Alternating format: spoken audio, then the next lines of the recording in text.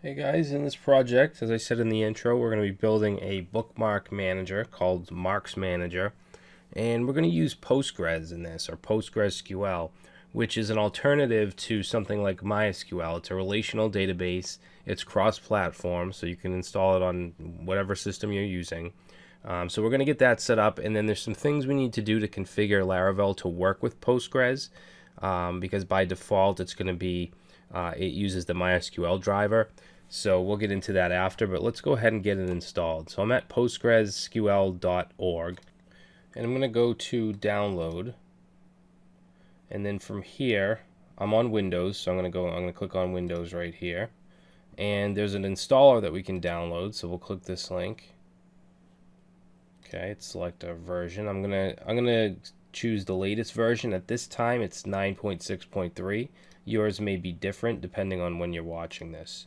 Alright, and I'm using a 64-bit system, so I'm going to click download now, and then the exe file should start to download, okay, which in this case is 164 megabytes, so it may take a minute or so to download. Alright, so let's go ahead and open that up.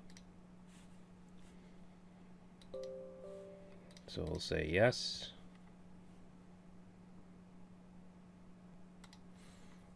Alright, so we're going to go through this installer here. Let's click next. This is going to be the installation directory. It's going to be in the program files. And then the data directory, we'll keep that. Click next. We're going to provide a password for the super user. Now the super user is actually going to be Postgres. With MySQL it's root, but with Postgres it's going to be just Postgres. So let's put a password in here. And click next. Okay, the default port is going to be 5432. You want to keep that. We'll click next. I'm just going to click next, default locale. The setup is now ready to begin, so we'll click next, and now it's going to go ahead and create all the files and so on. Alright, so that took a couple minutes. Now we've come to the end of it, and it's asking if we want to launch Stack Builder at the exit. So I'm going to keep that checked just to show you what it does.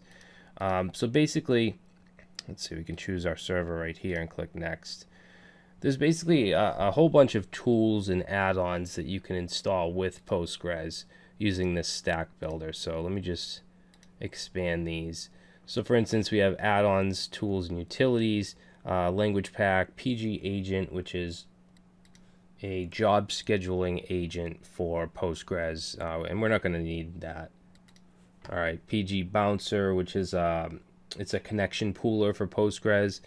I'm not going to get any of this stuff. I just wanted to show you database server, different versions, enterprise tools. A lot of these I'm not even familiar with.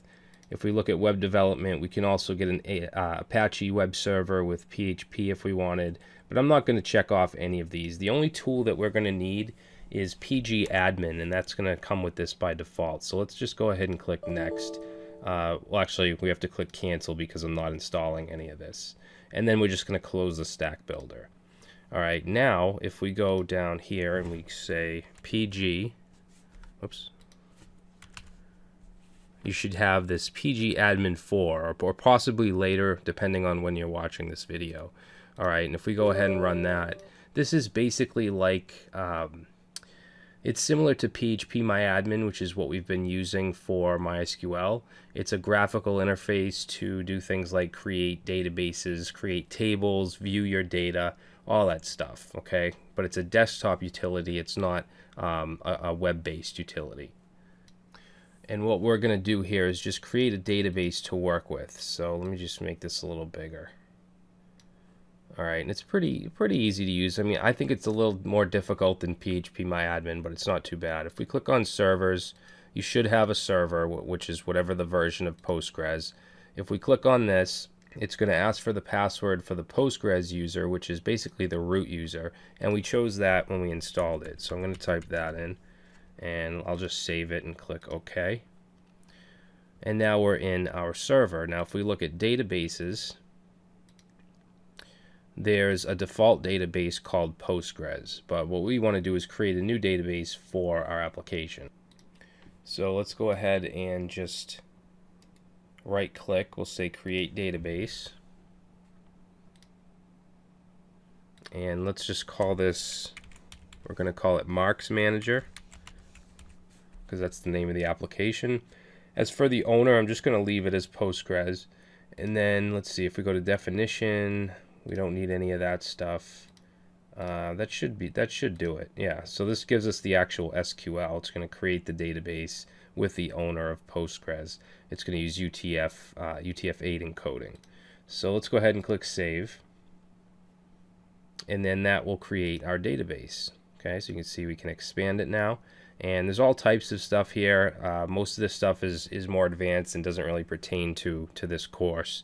But if we click on schemas and then public, and down here is where you'll see tables. Okay, so when you create a table, it's going to go in here, and you'll be able to view the data types and all that stuff.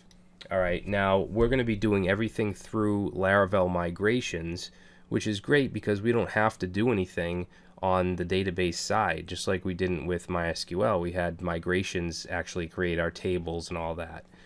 So that makes it very flexible in terms of what database you use with Laravel. It's basically going to be the same process no matter what, as long as you install the system like we just did and set up the initial database. The rest is going to be the exact same in most cases.